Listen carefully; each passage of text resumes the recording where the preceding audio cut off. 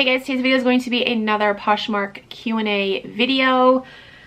Whew, you guys are always coming in hot with the questions. I get tons of questions. Okay, so I got another tax question. In my previous video, I talked a little bit about taxes, and I actually referred you to someone named Mark. His Instagram username is Not Your Dad's CPA. He specializes in, like, he's a CPA. He specializes in like resellers. So definitely contact him. But I did just want to touch on this question briefly. The question says, I was waiting for the tax question. I, as you, live in New England and went to do my taxes, and they gave me a hard time with Poshmark because they say Poshmark has to send me a W-2 form when I know Poshmark just sends you a report. So question is, how do I go by to do my taxes with Poshmark report?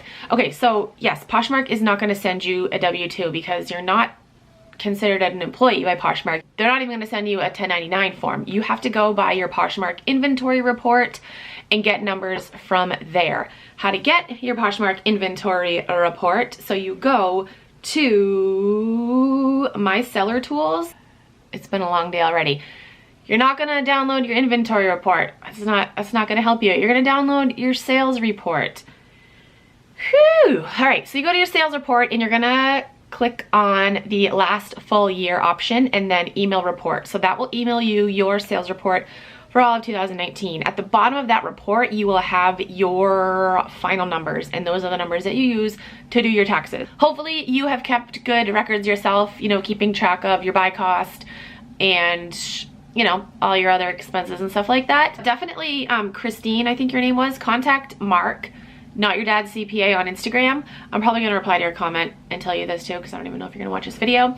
But yeah, definitely contact him. He is great, very knowledgeable. And if any other people have questions on taxes, contact him. Okay, next question is, can you explain the showrooms? What is the purpose? How do you get your items in it? And is it helpful to have items in the showrooms? So this person is referring to a Poshmark party. So when there is a certain party going on, actually, let's see if there's one going on right now.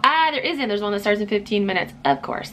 Okay, so let me just go to an old party. So this was a Poshmark party that happened yesterday. When you tap on the party, it's going to show the main showroom, and those are all items that people have shared to the party. So these are just from people on Poshmark that have shared their particular listing to the party. It automatically gets put into a showroom. Then if you tap on host picks, it's going to bring you into the host picked showroom. This showroom is only for host picks. So this party had 9 hosts. Each one of them had to share 50 to 100 listings during the party, and these are where all of their picks went to. So to answer your question, is it helpful to have items in a showroom? I mean, it can be. Remember that Poshmark parties, there's gonna be a lot of listings. Like, let me go back to this party. There were a total of 4,039,822 listings shared to this party. So, yeah, that's a lot of competition, definitely, but it doesn't harm you to share them to a showroom. So if you're in the middle of sharing your stuff and there's a party going on and it fits an item in your closet, definitely share it to the party or the showroom, because like I said, you know, it won't hurt you. There are going to be a lot of other people sharing their stuff as well, so, you know, you're not guaranteed to get sales from it, but, you know, it could happen.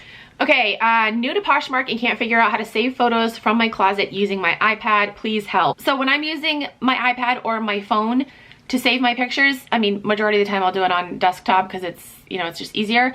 But if you have to use your iPad or a phone, I would just screenshot them, because there's no way to like right click like you can on a computer and save the picture. So just screenshot them. Next question is, what is your response when people say that you are stealing from the poor? Shopping at thrift stores should be for people that can't afford to shop at regular stores. Okay, so first of all, what thrift store says that they're for poor people only or less fortunate people only? Like, who says that? Tell me one thrift store where their motto is like, we're for less fortunate people or poor people. No thrift store is going to turn away people that can afford to shop at regular stores. So if I go to Target and something's on sale, should I not buy it because the person next to me might want to buy it and they maybe don't make as much money as me? Like, do you hear how ridiculous that sounds? Like, it really is not that serious. There are enough clothes to go around for everyone. You know, it's not like us resellers are out here buying out thrift stores and not leaving anything for anyone else. There are enough clothes and shoes and accessories and everything else at thrift stores to go around. I actually had somebody say that to me on Facebook once, and I just laughed because I'm like, what, you are very much misinformed. Like Goodwill, for example, their whole mission isn't to cater towards less fortunate people. Like it's not. It's to you know, I mean, do you want me to get the Goodwill mission statement? Let's do this. Let's see. All right. Goodwill works to enhance people's dignity and quality of life by strengthening their communities, eliminating their barriers to opportunity, and helping them reach their full potential through learning and the power of work. What? They create job training programs, employment placement, and other community-based programs, I can't read, by selling donated clothing and household items in more than 3,000 Goodwill stores. So they're not, Goodwill isn't around to help poor people buy clothes, bottom line. And they're not gonna turn away someone that has more money and say, hey, you know, they're gonna do like an income check at the door. Like, that's ridiculous. All right, moving on. Next question is, I think it was about Goodwill, actually. Let me find it. Okay. Do you still shop at Goodwill? I have found that I've had to stop shopping there because they have recently raised the prices and now they charge a ridiculous amount for a used item. What are your thoughts? Okay, so the Goodwills around me have changed their prices as well. I mean, in a way, I think it's kind of frustrating. People are saying it's because of resellers. That Goodwill and other thrift stores are going up in their prices because resellers are making money off them, which doesn't, I mean, I guess it kind of makes sense, but then again, it's like, but why? Why would they do that? Goodwill gets their stuff for free. So anything that they make on something is 100% profit.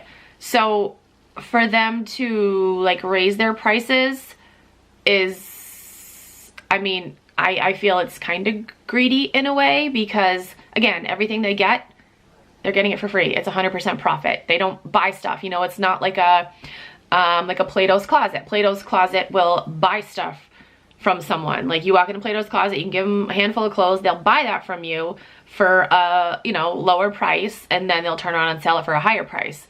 So that makes sense. But for like Goodwill to do that, it doesn't make sense to me. But then again, they turn around and use the money to, you know, create like programs and stuff for communities. So I don't know. I mean, I do think it's frustrating to go into Goodwill and now t-shirts are like $7. It's like, from a reseller's perspective, that's a lot of money for a t-shirt. You know, from like a normal person, like just going shopping, like $7, that's a good price for a t-shirt. But if you're a reseller, you know, you kind of roll your eyes at that because a couple months ago, the shirts were like, you know, $4, $4.50. So yeah, that's kind of my thoughts. I do think it's kind of frustrating, but I haven't stopped shopping at Goodwill because of that. And I don't necessarily know if it's because of resellers. Okay, next question is, do you see yourself being a reseller forever? So, I mean, you know, I can't predict the future.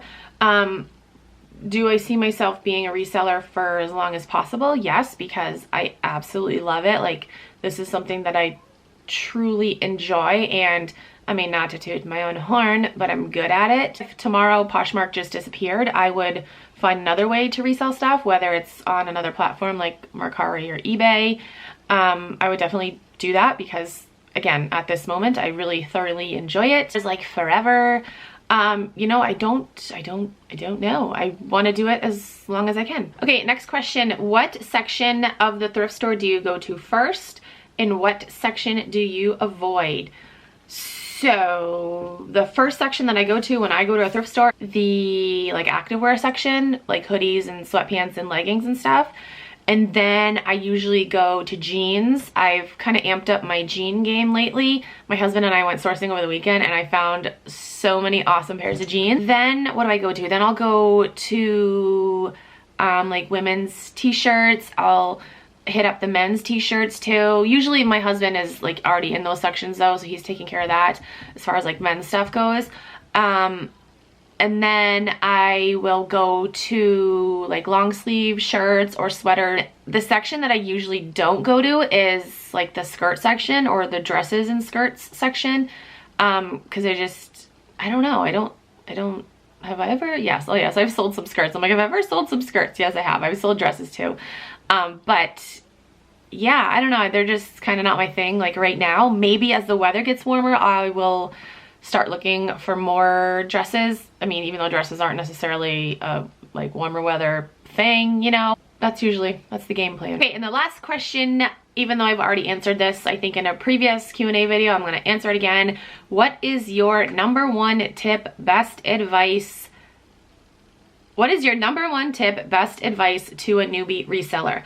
Okay, so if I could say one thing, like if you're watching this and you're brand new, if I could say one thing to you, it is to never, ever, ever compare yourself to another reseller. Just don't do it because, well, a lot of reasons. First off, you're new. The person you're comparing yourself to could have been reselling for like 6 years. Obviously, you know, shit's gonna be a little different between the two of you. Everyone is different. No two people are the same. They might be similar, but there aren't two people that are exactly the same, that have the exact same story, the same life, the same shit. You know what I mean? So to compare yourself to somebody else, it doesn't make any sense. And that goes for life. Like I hate it when I see new moms and they're like, you know, my kid is like 12 months and they're not walking yet. You know, what's wrong with them? Because they see like their best friend, Sally, whose kid started walking at 8 months. And they're like, why isn't my kid walking yet?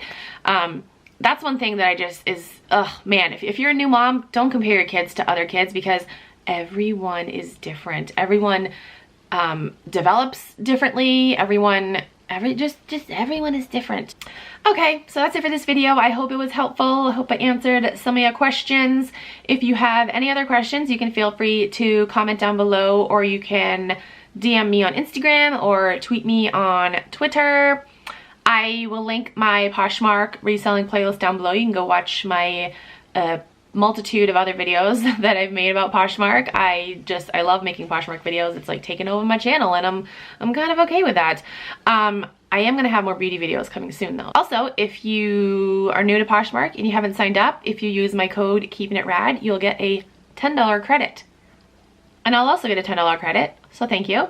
But yeah, that's it for this video. Thank you guys so much for watching. I will talk to you guys in my next video.